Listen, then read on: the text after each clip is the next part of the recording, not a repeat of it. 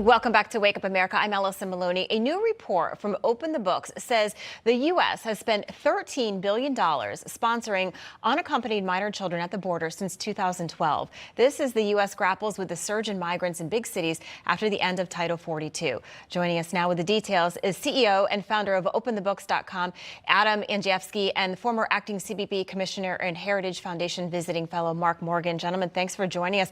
Adam, I was looking at this report. This is staggering. The report shows the cost of an unaccompanied minor is average $18,000. Can you break down these findings for us? Yeah, and it's getting more expensive, Allison. This is the unintended consequences of a loose border, open border policy, especially on the southern border. So you have $13 billion over the course of the last decade at U.S. taxpayer expense to take care of unaccompanied minor children. Look, we're a welcoming country. We have to spend the money to take care of them. But this is the result of a loose border policy. And it's getting worse.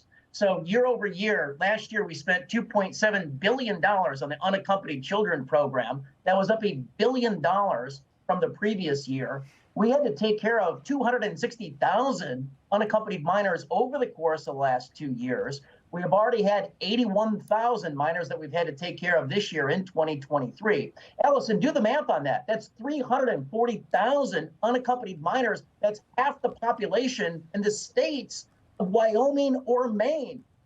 That's unbelievable. And then, you think about everything that's happened just over the last few months, what that number will be moving forward. Mark, we saw reports over the weekend that the CBP is funding non-government organizations to assist in the travel, food, and shelter for illegal migrants, coordinated by FEMA. Now, the CBP denies this, but what's your reaction? Look, it's a long list of what I call lies by omission.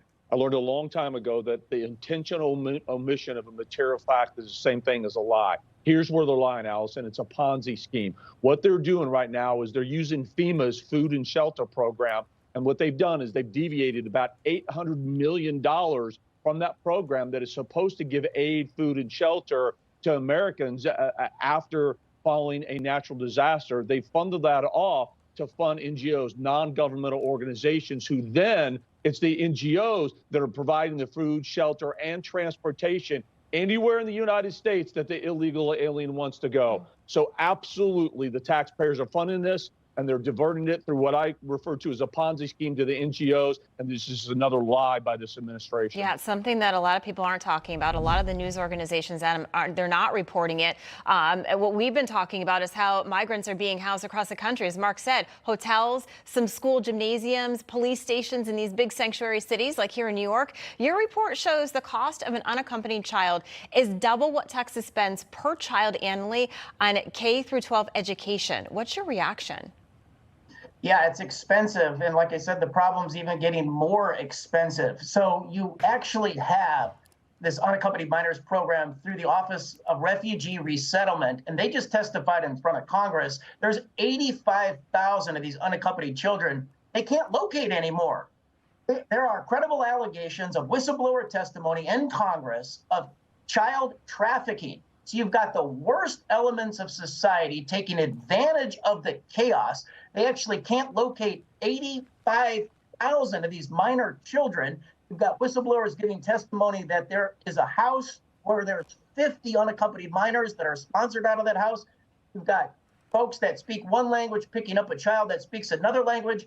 You've got multiple actors picking up multiple children at multiple locations. This is a human health catastrophe, and our U.S. government is an unwilling, participant in a billion-dollar human trafficking scheme. Yeah, Mark, to Adam's point, there's these kids. We can't find these kids. Some of them, reports are saying they are even placed with abusive sponsors. How are these sponsors even being vetted? Yeah, that's the question. Look, what Adam said is completely accurate, except one thing that I'll say is the government, this isn't unwitting. They know what they're doing. This is intentional. They know exactly the process. Like, make no mistake, their goal is not to care for these unaccompanied minors. It's a processing mill. It's to process them and get them out of their custody as fast as possible. And now, once they do that, they're like, we're out. That's the responsibility of each individual state's Child Protective Services. Yeah. And to your question with respect to the vetting, there is no meaningful vetting done. Of the 340,000 unaccompanied minors in the past 27 months, HSS doesn't conduct any home visits. They don't know who's in the home. They don't know what ends up with these individuals. 85,000 lost. Here's where we know some of them are. They're working in unbelievable conditions and meatpacking plants and other horrible the trafficking, the stories we hear. And thank you, Mark, for continuing to tell the story. Adam, thank you for uncovering all this. Appreciate it.